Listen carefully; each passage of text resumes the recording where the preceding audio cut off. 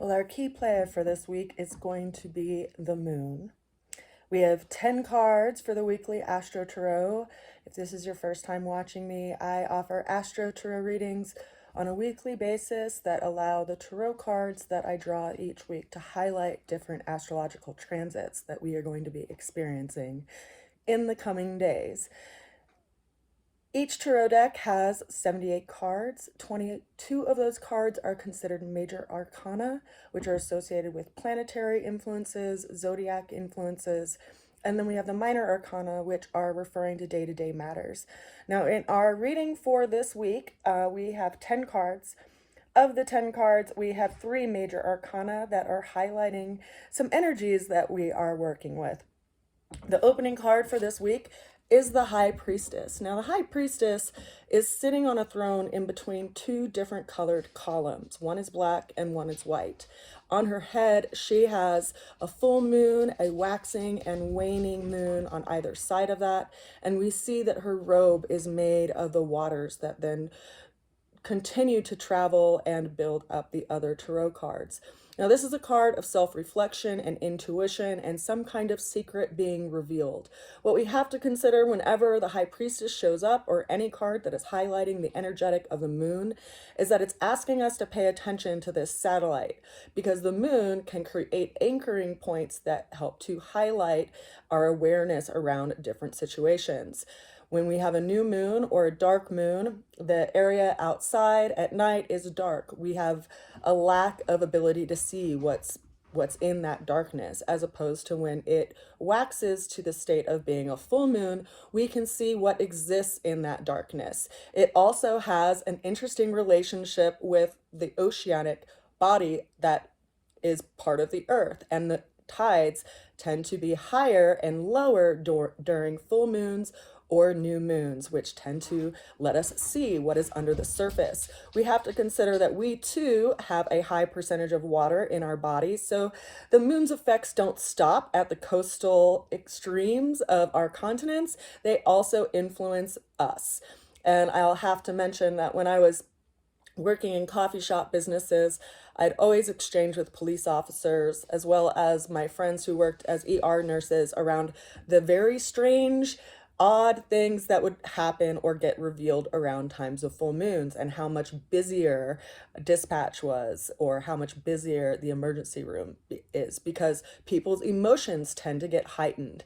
Now, with all of this information that I am sharing right now, I'm trying to get you to an awareness that as we are waxing to a full moon, which will actually happen next week on Wednesday, the moon will be in direct opposition to the sun, right? That's why we see a full moon. And yet there's also another interesting anchor point that we have in the sky that will also be triggered during that time frame, which is the planet of Uranus. Now, Uranus is a planet that brings about unexpected, unavoidable changes, and it is sitting in the sign of Taurus, which is a fixed earth sign. The sun is currently in the sign of Aquarius, which is a fixed air sign. The moon will be in the sign of Leo, which is a fixed fire sign. So they'll be creating this T-square in the sky that will be highlighting a lot of things. Now, what's interesting is that the sun is in the sign of Aquarius. We just had Pluto shift into the sign of Aquarius. So there's a lot around what is being revealed that is telling to what we're going to be working on for the next 19 years as Pluto transits and travels through the sign of Aquarius. Of course, we all know Pluto is in the outer reaches of our zodiac or in our celestial sky. It is the farthest reaching planet, which means that it has the longest orbit. And so it takes the longest amount of time to move through any sign, and it will be continuously triggered for the next 19 years whenever we have full moons or suns traveling through the sign of Aquarius. Also during times when we have those anchoring points moving through the sign of Taurus or the sign of Scorpio, because those are all fixed signs. Fixed signs don't necessarily like to change, right? They're stable. They can tend to be stubborn in their area of element that they rule over or govern over. So Scorpio has fixed emotions. Leo has a fixed will. We have Aquarius, which has a fixed way of thinking. It's because it's fixed air. It's the power of knowledge, you know. And then of course we have Taurus, which is fixed values. So these things will tend to be transformed as Pluto moves through the sign of Aquarius. And we're going to see that energetic of what we're being called to look at as the moon moves into this full stage, which is going to be next Wednesday. Or actually, yeah, next Wednesday on the 12th of February. So a lot is being revealed. I am asking you to listen to your intuition, be watchful of things that are, you know, coming out from underneath the surface that you can see. And also, you know, you don't necessarily have to act to necessarily gather this knowledge. We see that the high priestess here is sitting on her throne. She's in a period of waiting and allowing things to be revealed. The challenge that we have for this week is the Seven of Pentacles. So we see a challenge around our ability of patience, around something forming that we put our energy and effort toward. So what are you being challenged by? Well, this is interesting to me because we currently have Mars in retrograde, which Mars is the action planet. And if it's in retrograde, it doesn't have its full energetic in motion. And so there is this sense of impatience. And yet we're being asked to look at what we've been building, what we need to continue to put our energy and effort toward. And this is very telling because Uranus is in that sign of Taurus, which is governed by Earth, which is ultimately what Pentacles also govern. So what are you learning around where you put your energy and efforts? Where are you feeling challenged around where you're putting your energy and efforts? And please excuse Mr. Boots, who's fishing out all of his bones that I have stuffed with treats. He's making some noise in the background. So we have this challenge around our patience and where we put our energy and effort toward. If you've been watchful of maybe your friends or anyone on social media, you can see that people are kind of losing their minds right now around all of the things that are changing in the American or United States of America's government. There's a lot of shifts. There's a lot of changes happening, and we're being challenged by, you know, our value system and what we're actually putting our energy and effort toward. Now, the way through came in as an interesting card. We have the Ten of Cups, which has an energetic of happily ever after and emotional satiation. So it's asking us to put our energy toward things that we can build, that we can grow, that bring us some sense of satisfaction. And that is the way through this. We have to be really mindful around where we put our energy and effort. And if we're putting it in a place that's self-sabotaging and kind of stealing our energy, or if we're putting it in a place that actually allows for something to grow. And you have to consider, you know, if you are a gardener, you don't just grow things 1 year round and have it for the rest of life. It is a continuous investment of your time and energy and emotions and willingness to want to build something that will bring you some kind of satisfaction. And that's where we see this Ten of Cups card come into play. It's also kind of highlighting the things that are going on in Pisces right now. We just had the North Node shift into Pisces. It is currently conjunct Neptune. And so we are really being called to calibrate our aim toward that which in our hearts we are called to actually build in our lives. Consider that the North Node is like what is growing, whereas the South Node is something that we're letting go of. And so having Saturn, which will also, interestingly enough, come into conjunction with the North Node in a few weeks' time, that is actually also going to be telling as to where we feel responsible around where we spend our life energy, and if it is in alignment with what we feel called to put our energy toward. And if not, it's really calling us to task in where we need to, you know, let go of something or transform how we live our life. Now, the ultimate outcome, this is where things get interesting.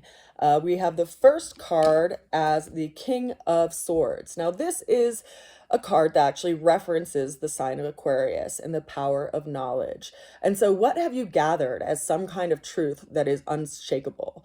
You know, in the esoteric tradition or means of study, we would say once we reach some kind of certainty, there's the death of the question, and don't allow any more information to come in because we are so certain.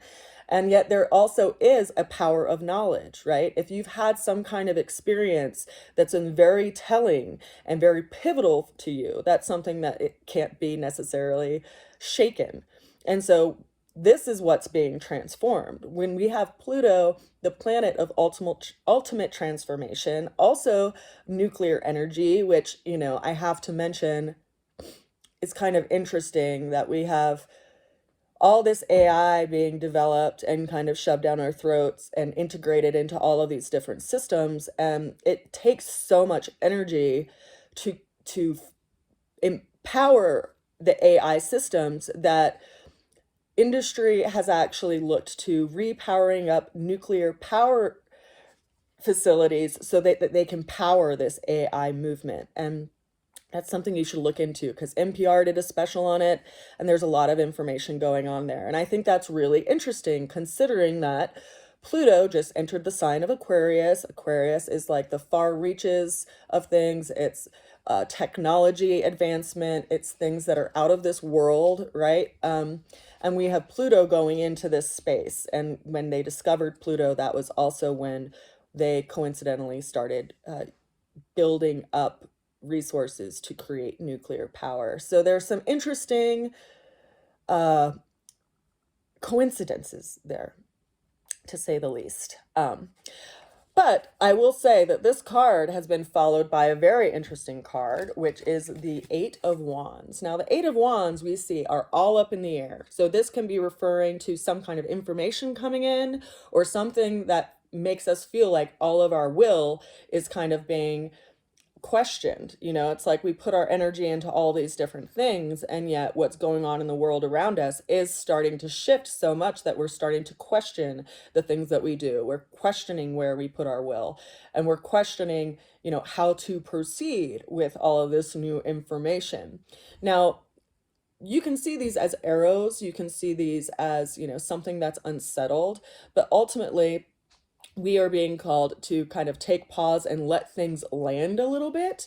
And that isn't surprising to me because Mars, again, is retrograde. Mars is the fiery planet. It's right now in its fall, you know, because it's in Cancer. It's not in a beneficial position for it. Hello, honey. Yeah. But when Mars starts going in forward motion again, which is actually at the end of February, the 24th of February, that's when we'll be able to feel like we have the energy to move something forward. And so right now we're kind of more in a space of like collecting information, especially with this High Priestess being our opening card for the week. That card is followed by the Strength card. So here we see our second major arcana for this week. The Strength card is referencing the sign of Leo, which again is what encourages me to kind of highlight this full moon period that's happening next week. When we have the full moon in the sign of Leo, that's really revealing something. And this card, as it's titled, Strength, is calling us to be willing to take risk, be willing to follow our own internal knowing and trust what we're called to do. We see this woman who has just traveled over this bridge, over this like very deep precipice. And she's also, you know, holding on to this lion in this carrying position. And it's asking us to tame our own inner demons and put our energy towards what will actually be productive rather than something that will be self-sabotaging. Now, it can be very telling, you know, like the Leo energy has an attachment to our ego, where we feel tied up in how we're seen. But really it comes down to, are you in a place where you lead by, you know, your actions, or do you lead with a heavy fist? This is the Leo energy. Most leaders lead by positive action, at least if they're a good leader. That's to be questioned as far as the leader that we have now in the United States of America. This card is followed by the Nine of Swords, which is kind of a negative card. We see literally a full moon in the background and nine swords through the air.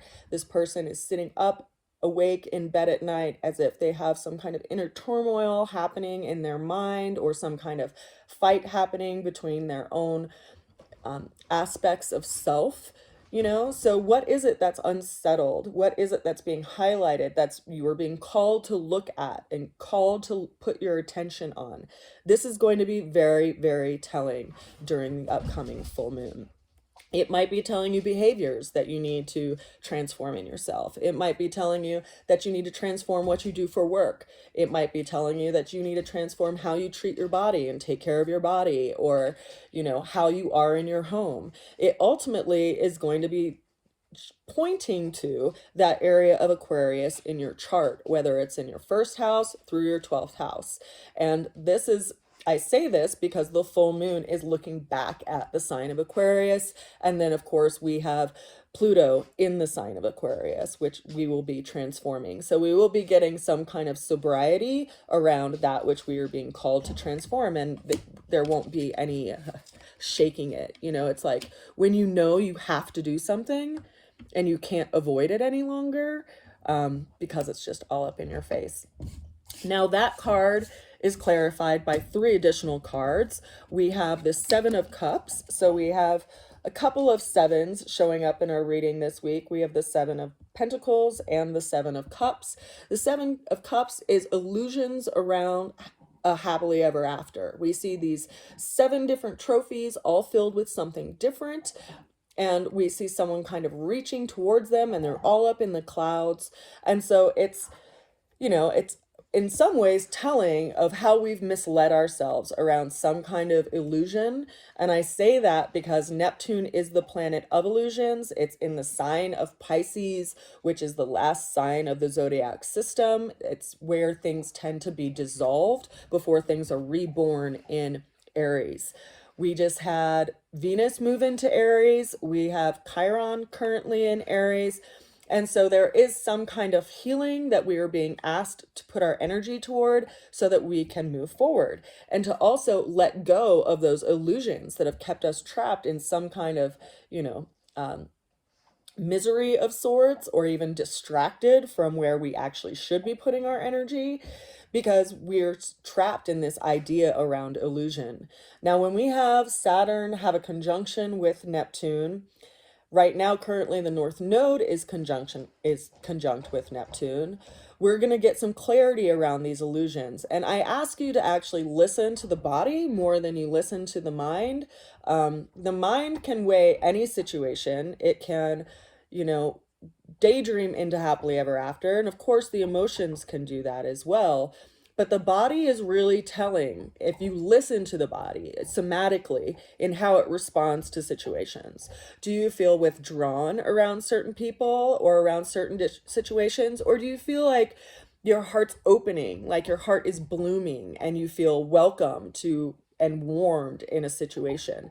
That can be a lot more telling than, you know, how we daydream about it, or how we kind of like wish for something. And so we'll get some sober moments with this here soon enough.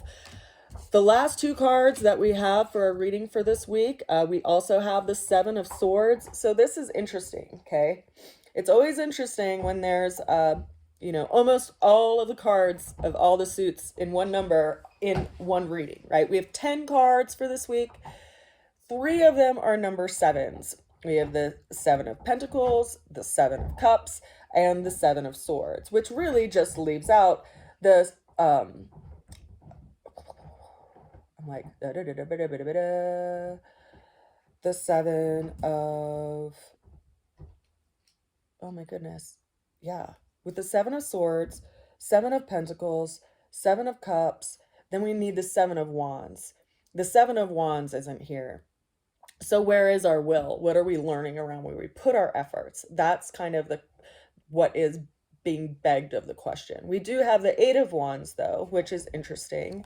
But the Seven of Swords is asking us to walk away from like the black and white of things.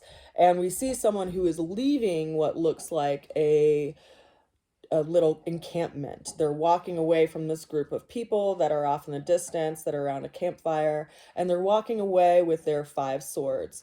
So we have to decide what we ultimately want to pick up and what we want to let go, right? It's like continuously arguing with someone that will never see any other point of view. You won't see their point of view. It's just a waste of energy if you continue to put your energy in that black and white of a situation, versus deciding like, this is something I really need to put my energy and effort towards, and so I'm going to devote my time and energy and my, you know, my mind space to that which I want to, you know, build, quite literally, that which I feel devoted to, that which I feel encouraged and inspired in doing. And you get those senses of knowing, right? There are people who feel like they should just try to talk you out of everything that you feel encouraged to do, and yet you have to be willing to follow your own inner knowing around what you need to respond to and what you need to build. Now, just to regress a little bit, you know, for years I had this vision of a play that I wanted to put on, and I had no idea why I was so called to put on this play. But at the time, I was a performer, I was a seamstress, and I had this idea around a play that was telling in how we shape our personalities by who we are surrounded by. And over the course of 3 years, the visuals around this play and the details around this play kept coming to mind to me over and over and over again. Like, they just kept getting more and more specific, to the point where I started talking to people about it. And people would question me and say, well, who will ever perform in this play? Where will you ever perform it? Why are you even thinking about this if you don't have these details? And my answer was, I honestly don't know. I just have this vision that keeps coming to me, keeps getting more refined, and it's kind of begging me to bring it into form. Well, coincidentally, I met someone who invited me to actually perform whatever I wanted at a venue, at an event in Denver. And I knew right away that this was the opportunity for me to have this play be performed. And so I started asking people if they would participate, and I started, you know, working on actually like building it into being possible. And through the course of that time, I had family members that reached out to me and said, I heard you're, you know, creating a play or directing a play. Like, what is this? You know, because I'd asked my niece to be part of this play. And so before I knew it, my mom was planning to fly out from Michigan to come see the play. My dad and stepmom and all my siblings were planning to come to this play. And on the day of the play, it was really amazing to me because my whole family was there. And it was the first time in many, many years that they were able to be in a place with neutral emotions and enjoying each other's company in, like, since the time my parents got divorced. You know, it was really hard. And even though my parents got separated and got back together several times throughout the course of years, you know, they ultimately didn't get along very well. And so it was really amazing to me that they all came together to see my play. Now, what was even more interesting was that 5 months later, my mom passed away. And I realized that the play itself was the last time any of my siblings got to see my mom.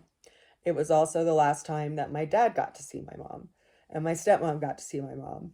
And the fact that everybody was getting along was actually really sweet. And so having that awareness really blew me away, because I realized that for so many years I had this vision of this play and I had no idea what the outcome would have been.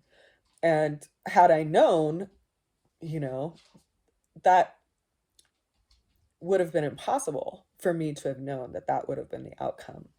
That I would have created a play for my family to all come together one last time before my mom died. So I share this.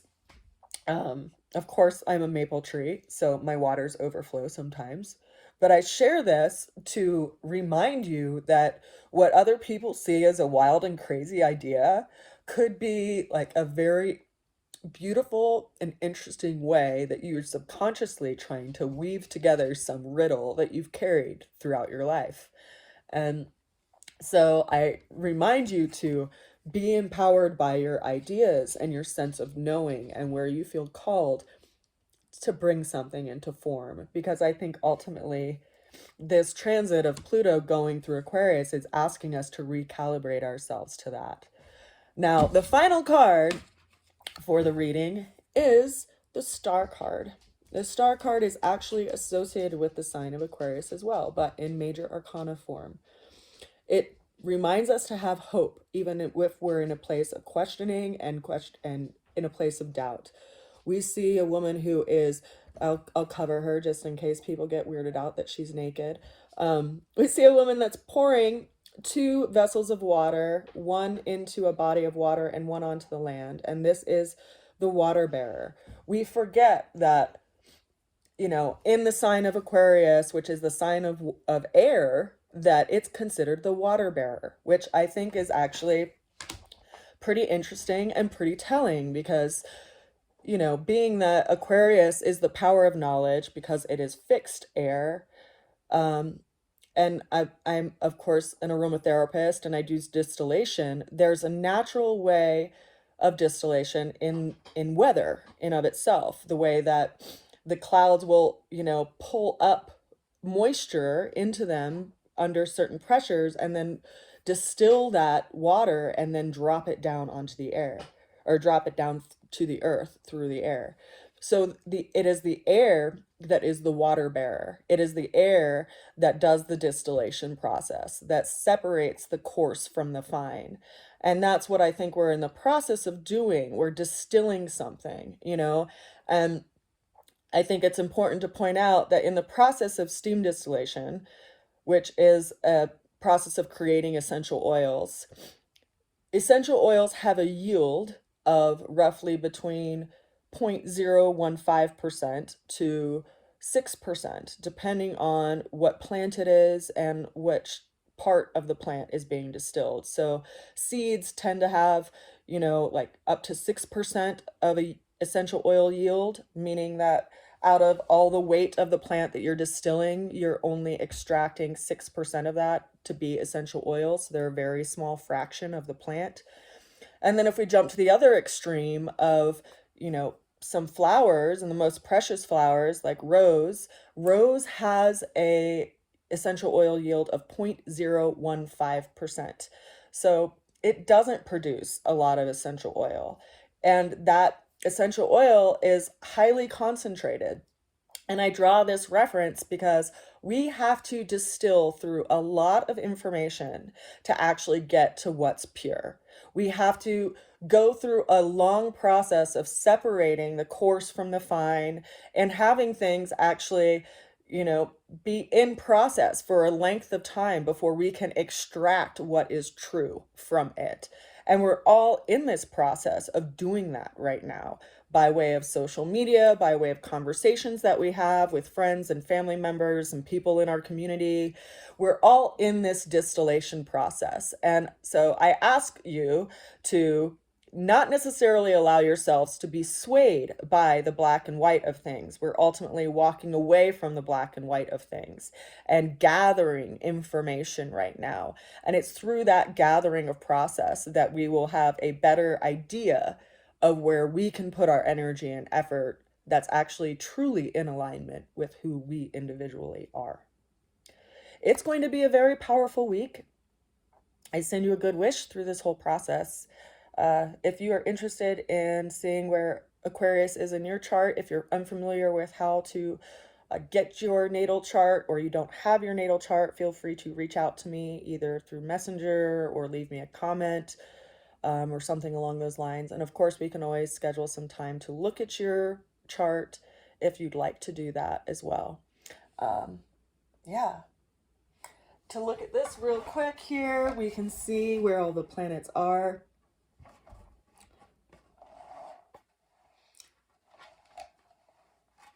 We see we have this grouping of planets up here in Aquarius. We have the Sun, we have Mercury and Pluto. When Mercury hits this aha moment with the Sun, we might get some more clarity around how we see things and feel about things. We see Saturn over here in Pisces. It's in a trine relationship right now with Mars. So if you have any pivotal points around mid-degrees in Scorpio, you're going to be feeling that kind of help. We also have Neptune and the North Node conjunct, as I said. Venus just moved into Aquarius. We have Chiron, I'm sorry, into Aries. We have Chiron also in Aries. The moon just moved into the beginning points of Taurus. It will be conjunct here with Uranus in the next day. And so we might get some aha moments there around how we need to shift some things, or some things might be shifted for us that we have to adjust to. We see Jupiter over here in Gemini, and then of course Mars over here in Cancer. Now it's when the moon will actually be over here in Leo by next week, next Wednesday, that we'll have this full moon aspect that will be basically squaring this Uranian aspect, and will be creating some challenges for us to have to maneuver through and work through. I think that's particularly interesting considering that, you know, the anchoring point for that T-square is in Scorpio, and the two planets that govern Scorpio are Pluto and Mars. It's when Mars moves into this point here of Leo that I think we're really going to see the biggest changes. Right now it's kind of recalibrating itself because it is in retrograde. As I mentioned earlier, Mars moves out of retrograde at the end of this month on the 24th of February, where it will be passing back over all of this area that it retrograded to, and it will be in this, you know, kind of go over this T-square point that's being highlighted next week. Let's see, I think it is, I just want to make sure I'm getting the date right on this. I think it's actually, yeah, it's going to be in the beginning of June. So we are definitely in this kind of timing process right now where we're gathering information, figuring out where we're going to be putting our energy, and it's going to be highly transformative to us over the coming months. Will really be kind of setting the anchor of the changes that we're going to be living out for the next 19 years. So big shifts are happening, and I send a good wish to you as we all move through it. See you again next time. Bye for now. Mwah.